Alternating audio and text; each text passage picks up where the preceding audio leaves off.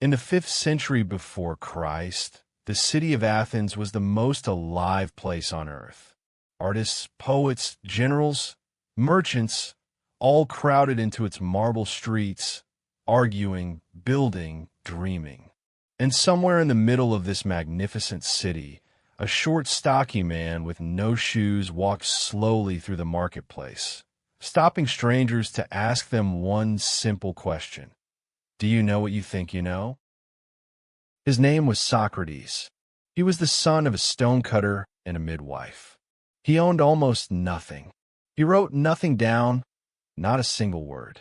He spent his life in conversation, walking the streets of Athens barefoot, winter and summer, asking questions of anyone who would speak with him. Warriors and politicians, poets and craftsmen, all were welcome to talk. None left unchanged. One day, a friend asked the oracle at Delphi if there was anyone wiser than Socrates. The oracle said, no. When Socrates heard this, he was puzzled. He did not feel wise. So he went looking for someone wiser than himself, a politician, a poet, a craftsman, questioning each one carefully. And each time he discovered the same thing. They believed they knew things they did not know. And that, he decided, was the one thing he had over them. He at least knew that he knew nothing.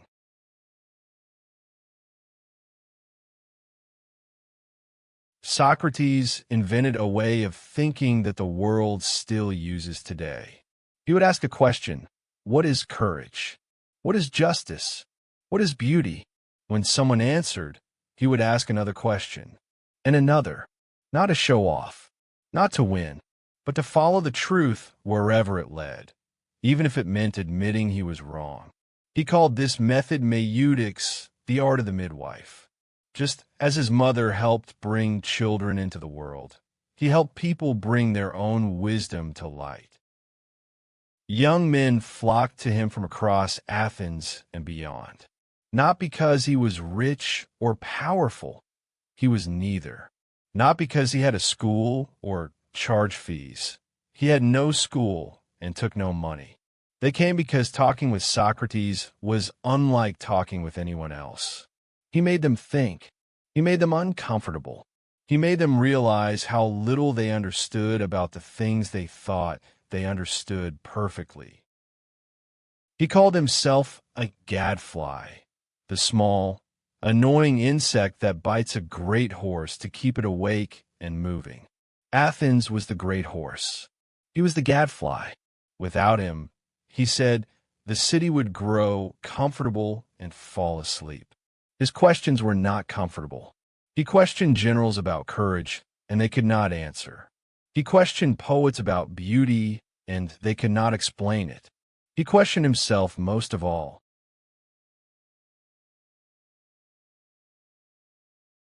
At a famous dinner party, Socrates and his friends talked through the night about love.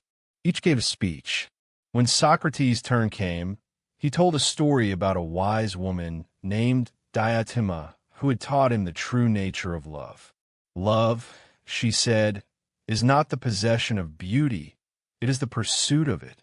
We love beautiful bodies, then beautiful souls, then beautiful ideas, until at last we glimpse beauty itself, absolute, eternal, unchanging. That is where love leads, not to another person, to truth. Socrates believed deeply in the soul, that there was something in each person that thought and felt and knew, something that existed before birth and would survive death. He was not afraid of dying. He said, if death is simply sleep, that is not bad. And if the soul truly continues, then death is a journey to somewhere better, a place where one can think without the distractions of the body, where truth is not hidden. Either way, he said, there is nothing to fear. Above the door of the oracle at Delphi were carved 2 words, know yourself. Socrates made these 2 words his life's work. Not knowledge of facts or dates or distances, but knowledge of one's own soul. What do I truly value? What do I truly believe? Am I the person I think I am? Most people, he said, live their entire lives without ever asking these questions. They're asleep.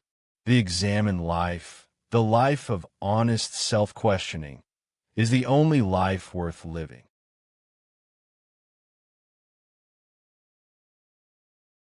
In the year 399 before Christ, Socrates was put on trial. He was 70 years old. The charges: corrupting the youth of Athens and failing to honor the gods of the city. The real reason, most historians believe, was simpler. His questions made powerful people uncomfortable. His young students had asked embarrassing questions of embarrassing people. Athens had recently lost a terrible war. Someone had to be blamed. The old philosopher with no shoes made a convenient target. Socrates defended himself not by pleading for mercy, but by explaining his life. He said, "I'm a gift to this city. The God sent me to question you, to wake you up, to stop you from living carelessly. If you kill me, you will not find another like me.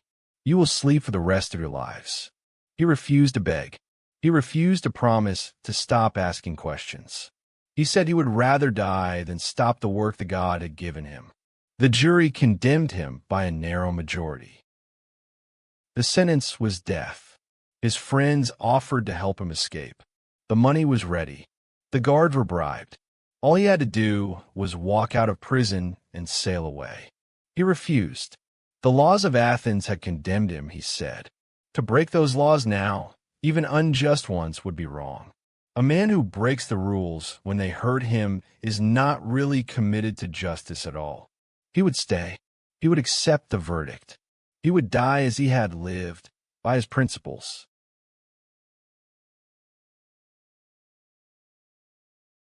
On his last day, Socrates spent the morning talking with his friends about the soul and about death. He was calm. He was even cheerful. His friends wept. He comforted them.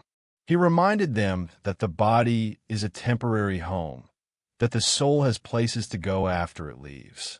He asked them to continue thinking, continue questioning, continue examining their lives. That was the only favor he asked of them.